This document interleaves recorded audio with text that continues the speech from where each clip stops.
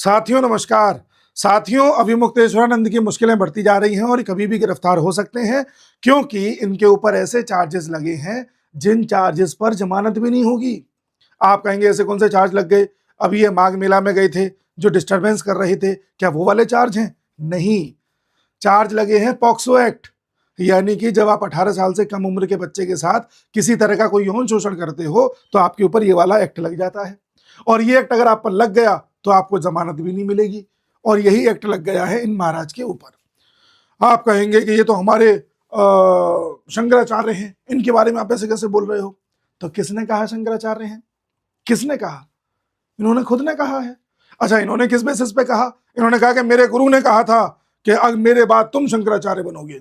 इनके गुरु थे स्वामी स्वरूपानंद सरस्वती जी। लंबे समय से शंकराचार्य की गद्दी पर विराजमान थे। 1979 से किसी का ज्यादा ध्यान नहीं गया। बीच बीच में कांग्रेस को सपोर्ट करते रहे इनके गुरु, यहां तक कि सोनिया गांधी को सपोर्ट करते रहे। जब हर जगह विरोध हो रहा था कि सोनिया गांधी विदेशी महिला है, उनको पीएम नहीं बनना चाहिए, तो स्वरूपानंद सरस्वती ने कहा कि नहीं नहीं, ऐसा कुछ नहीं है, नहीं है, वो भारत की बेटी है। अब जब उनके ऊपर जांच बैठी, लोगों ने सर्च किया उनके बारे में, तब पता चला कि वो भी शंकराचार्य बनने के जो गद्दी हासिल करने के तरीके हैं उनको ठीक से फॉलो नहीं किए थे। तो 2017 में मामला कोर्ट में चला गया और कोर्ट ने भी डाउटफुल माना। कोर्ट ने कहा कि हाँ भाई, ये गड़बड़ है इनका मामला। तो कोर्ट में केस चल रहा था, कोर्ट ने कहा था कि अभी ये शंकराचार्य नहीं है। तब इससे पहले मामला हाई कोर्ट में जाता, इन्होंने खुद का अभिषेक करा लिया, यानी इनके गुरु ने। और फिर मामला कोर्ट में चल रहा था, 2022 में उनका निधन हो गया। उनके निधन के बाद उन्होंने कहा है कि मैं ही शंकराचार्य हूँ। अब शंकराचार्य बनने के लिए कुछ एलिजिबिलिटी क्राइटेरिया है। पहला ये है कि 4 शंकराचार्य होते हैं टोटल, बाकी 3 अगर आपको शंकराचार्य माने तभी आप शंकराचार्य होंगे, पहला क्राइटेरिया। दूसरा, काशी विद्वत परिषद अगर आपका अनुमोदन करे तभी आप शंकराचार्य होंगे। और तीसरा, भारत धर्म महामंडल अगर ये भी आपका अनुमोदन कर दे तब आपको शंकराचार्य माना जाता है। तो यहां पर भारत धर्म महामंडल ने भी नहीं किया हुआ है, काशी विद्वत परिषद ने भी नहीं किया हुआ है, और तीनों शंकराचार्य भी राजी नहीं है। केवल एक शंकराचार्य मानते हैं इनको, वो भी इनके गुरु भाई हैं, दूर दराज के कहीं निकलते हैं। तो जब आप शंकराचार्य की गद्दी पर बैठने के लायक ही नहीं है तो आप क्यों विराजमान हैं? और इनका केस भी कोर्ट में चल रहा है जी। इनके वकील ने पहले गलत बयान दिए थे, फिर वकील इनका खुद कहता है कि नहीं नहीं, मैं पहले गलत बयान दे दिए थे, मेरे को पता नहीं था, इनको अनुमोदन नहीं मिला है तीनों शंकराचार्य से। तो जब आप शंकराचार्य की गद्दी पर बैठने के लिए इतने डाउटफुल हैं तो बैठे क्यों हैं? चलिए बैठे रहिए। उसके बाद आप समय समय पर राजनीतिक कार्यक्रमों में क्यों दिखाई देते हैं? चाहे अंबानी के बेटे की शादी हो आप दिखाई देते हैं, चाहे उद्धव ठाकरे के घर जाना हो आप दिखाई देते हैं। आप महाराष्ट्र में उद्धव ठाकरे के घर जाके कहते हैं कि उद्धव ठाकरे को यहाँ का सीएम होना चाहिए। क्यों कह रहे हो आप? आज तक कोई शंकराचार्य नहीं गए। उसके अलावा आप माघ मेला में जाते हो, माघ मेला में आज तक कभी शंकराचार्य नहीं गए, आप जा रहे हो, फिर कहते हो मुझे पालकी पर लेकर जाओ गंगा स्नान कराने के लिए। कोई भी संत हो, किसी भी स्तर का हो, गंगा स्नान करने के लिए हमेशा चल के जाता है, आपको पालकी में लेके जाओ, ठीक है। वैसे आप अपनी वैनिटी वैन में बैठे रहते हो, ये इनकी वैनिटी वैन है, ठीक है जी। इनके शिष्य ने पालकी में बिठा करके ले गए, गंगा स्नान कराया और उस पॉन्टून ब्रिज के पास ले गए थे जिस पर इन्होंने बैरिकेटिंग हटा करके इनके लिए व्यवस्था करी थी। अगर वहां भगदड़ मच जाती तो जैसे कुंभ में भगदड़ के कारण कुछ लोगों की मृत्यु हो गई थी, वैसे ही माघ मेला में हो जाता अभी जनवरी में। उसकी जिम्मेदारी कौन लेता? लेकिन वहां बैठ करके इन्होंने पूरी राजनीति करी।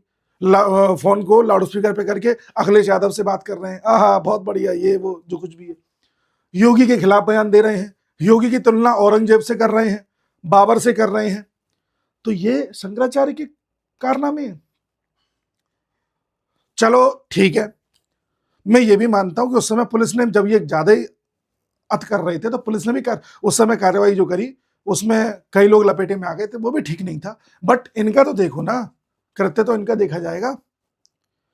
अब इसके बाद धीरे धीरे जब ये घेरे में आने लगे तो जो बच्चे इनके आश्रम में काम करते थे या इनसे दीक्षा लेने आए थे उनके साथ भी ये गड़बड़ करते थे, ऐसा बच्चों का कहना था। बच्चों ने अपने माता पिता से कहा, माता पिता ने थाने में जाकर के कहा कि भाई हमारे बच्चों के साथ ऐसा ऐसा हुआ है। ये कौन से थाने में कहा, कहां हुआ? पिछले साल कुंभ के दौरान हुआ था, उन बच्चों का कहना था। तो कुंभ लगा था प्रयागराज में और कुंभ के जस्ट बगल में जो थाना है वो झूसी थाना है। तो प्रयागराज के झूसी थाने में इनके पेरेंट्स ने कंप्लेंट दर्ज कराई। पुलिस ने तब भी एफआईआर दर्ज नहीं करी। आप ये सोचोगे पुलिस तैयार बैठी थी इनको गिरफ्तार करने के लिए। पुलिस ने कहा ठीक है हम विचार करते हैं। फिर वो कमिश्नर के पास लेकर के गए अर्जी। कमिश्नर ने भी तब तक एफआईआर दर्ज नहीं करवाई। फिर मामला कोर्ट में गया, निचली अदालत में। फिर मामला वहां से पॉक्सो कोर्ट में गया। पॉक्सो कोर्ट ने कहा कि हाँ ठीक है, बच्चों को सुना, उसके बाद कहा कि एफआईआर दर्ज करो। उसके बाद एफआईआर दर्ज हुई। यह कारनामा पिछले 7-8 दिन में ही हुआ है। जब एफआईआर दर्ज हो गई तो मामला गया कि बच्चों की मेडिकल जांच कराओ। और मेडिकल जांच की रिपोर्ट कल आई है, कल या परसों आई आई थिंक। उस रिपोर्ट में साफ साफ पाया गया है कि बच्चों के साथ दुष्कर्म या गलत कृत्य हुआ है। अब आप देखिए सारी टाइमलाइन।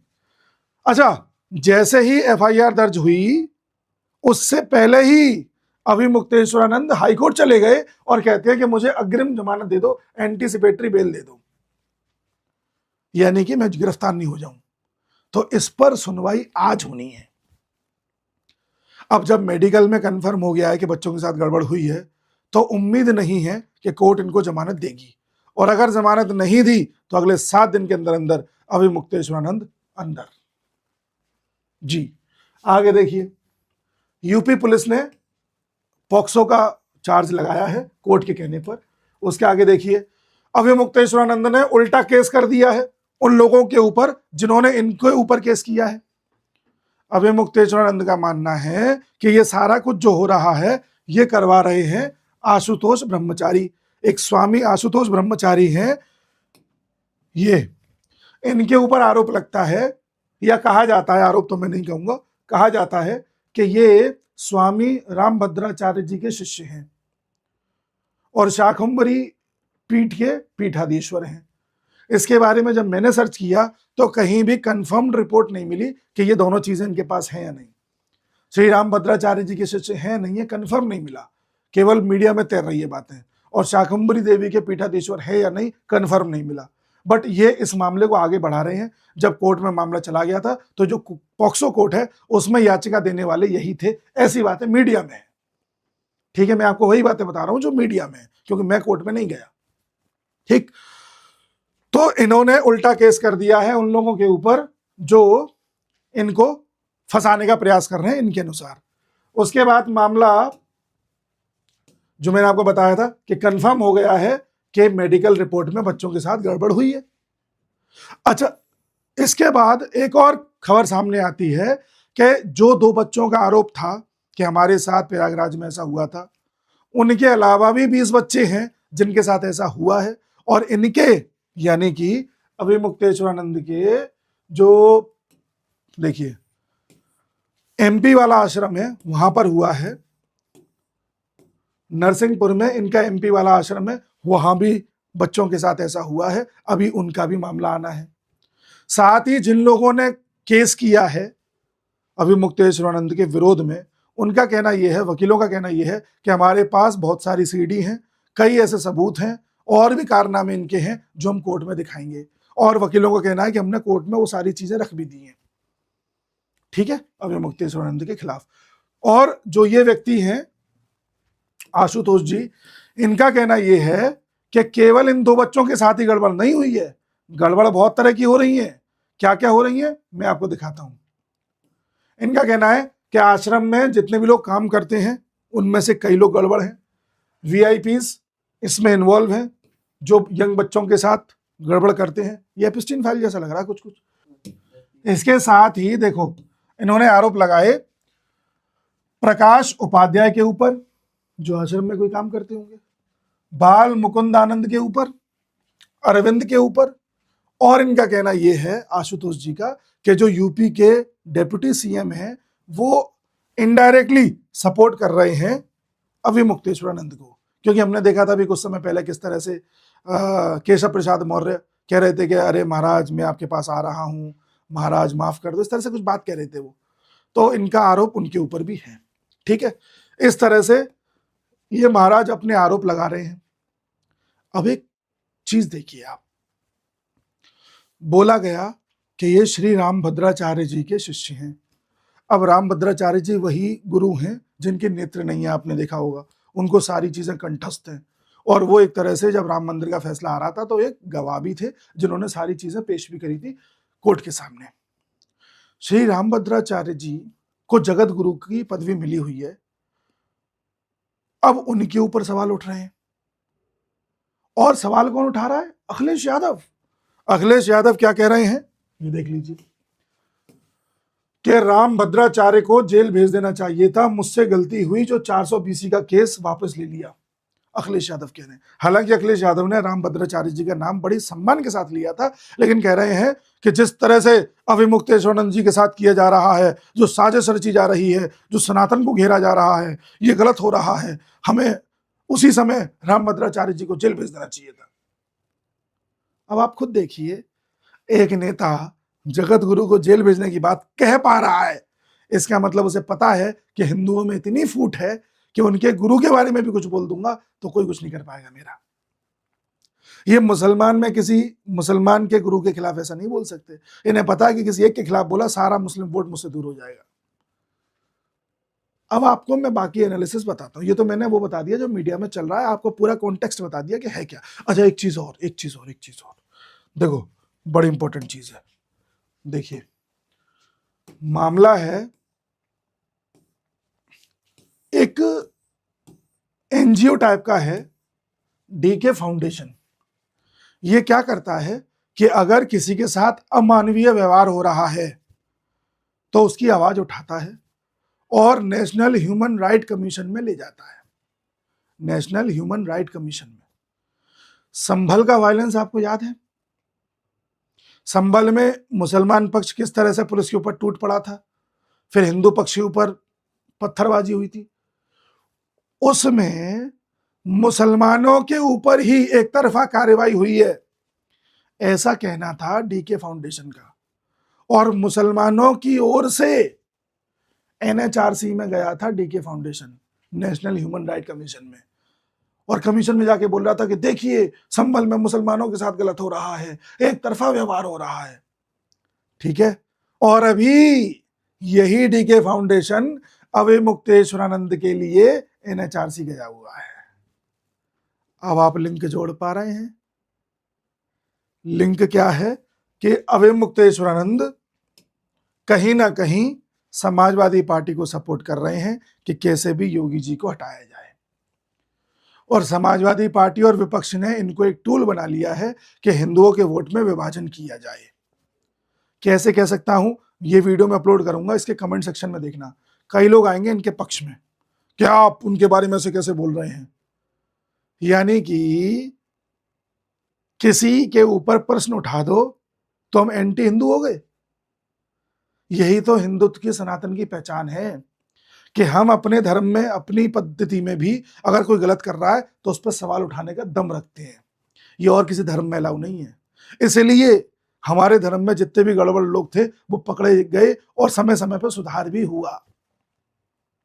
और इसीलिए अविमुक्तेश्वरानंद इस समय सवालों के घेरे में है। कोशिश ये की जा रही है कि इनको तो पता चल गया है कि सनातनी वोट एक हो रहा है, हिंदू एक होकर के वोट दे रहा है बीजेपी को, तो कैसे हिंदू वोट में सेंध लगाएं, तो इस तरह से लगाएं। और ये खूब यूज भी हो रहे हैं क्योंकि इनको तो काम ही यही है इनका।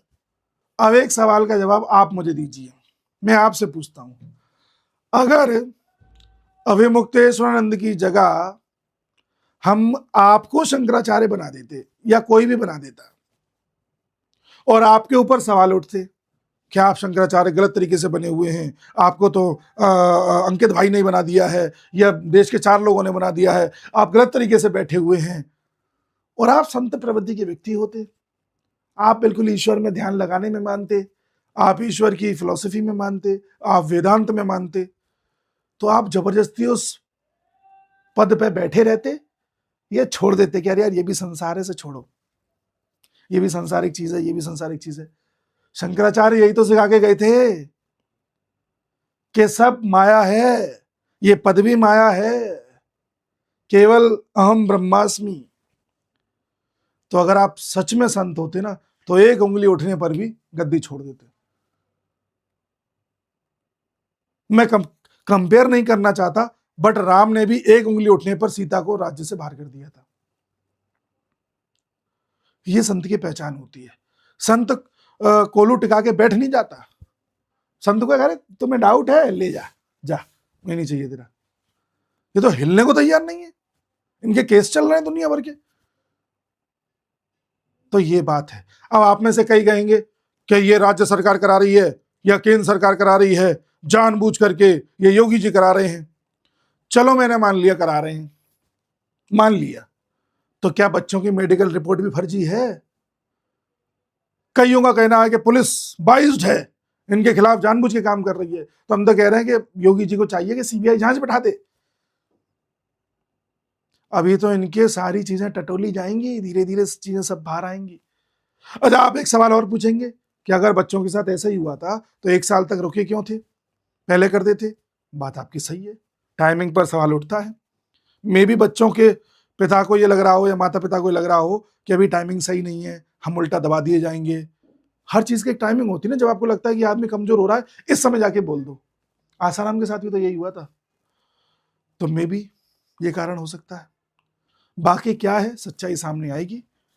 हम सभी को चाहिए कि अड़ करके बैठ ना जाए कि यही शंकराचार्य हैं, हम हिल नहीं सकते। हिंदू धर्म में भी, सनातन धर्म में भी कई ऐसे पंडित, कई ऐसे संत, कई ऐसे लोग घुस आए हैं जो दिखने में संत जैसे हैं लेकिन अंदर से कालनेमी हैं। हम सबको मिलके ही उन्हें साफ करना है।